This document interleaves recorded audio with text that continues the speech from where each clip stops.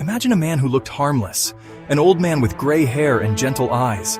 Now imagine that same man writing to grieving families, confessing unspeakable crimes against their children, in horrifying detail. This isn't a horror movie, this was real. His name was Albert Fish, and his crimes were so disturbing, he became known as the Boogeyman of America. Albert Fish was born in Washington, D.C. in 1870. His father died when he was just 5, leaving his mother unable to care for him. She placed him in an orphanage, where young Albert was beaten regularly. Instead of fearing the pain, Albert began to enjoy it. He admitted later that the beatings sparked his obsession with sadomasochism. By his teenage years, Fish had developed bizarre habits, sticking needles into his body, self-harming, and fantasizing about inflicting pain on others. These behaviors were the seeds of a monster in the making. Fish lived a double life. Outwardly, he was a quiet man who worked odd jobs, even married and had 6 children. But behind closed doors, his obsessions consumed him. He began visiting brothels, not for pleasure, but to be whipped and beaten. His diaries later revealed fantasies so disturbing, many were never released to the public.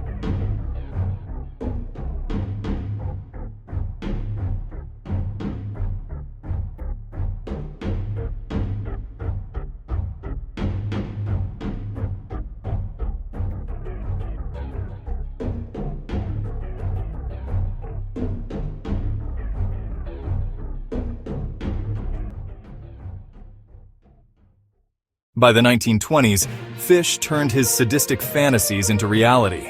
He targeted children, often from poor families, whom he lured with promises of food or work.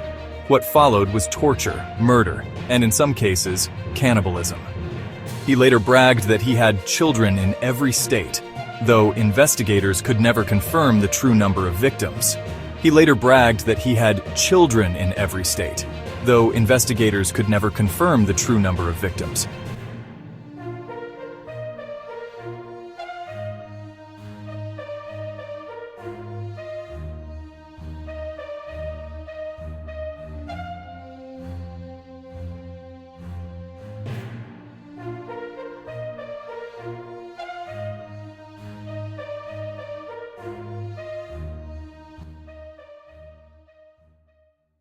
One of Fish's most infamous crimes was the abduction of 10-year-old Grace Budd in 1928.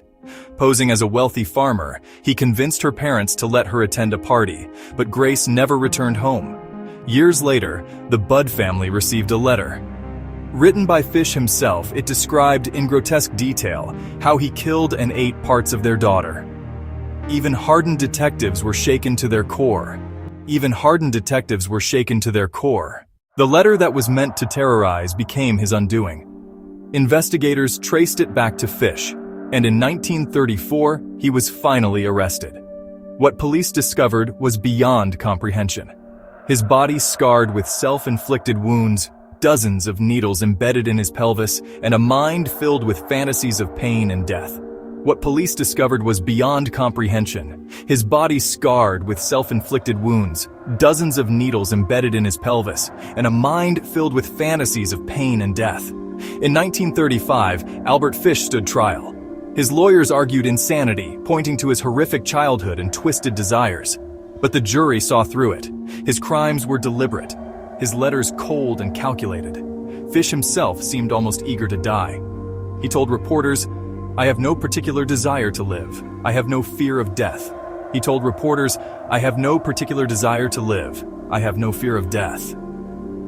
On January 16, 1936, Albert Fish was executed in the electric chair at Sing Sing prison.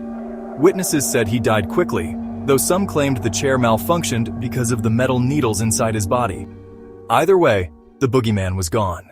Albert Fish was more than a murderer. He was proof that true evil can hide in plain sight, wearing the mask of a harmless old man. Do you think monsters like Albert Fish are born or created by their environment? Share your thoughts below. If this story shocked you, hit like so others can discover it too. And don't forget to subscribe to StoryNest for more chilling true crime stories every week.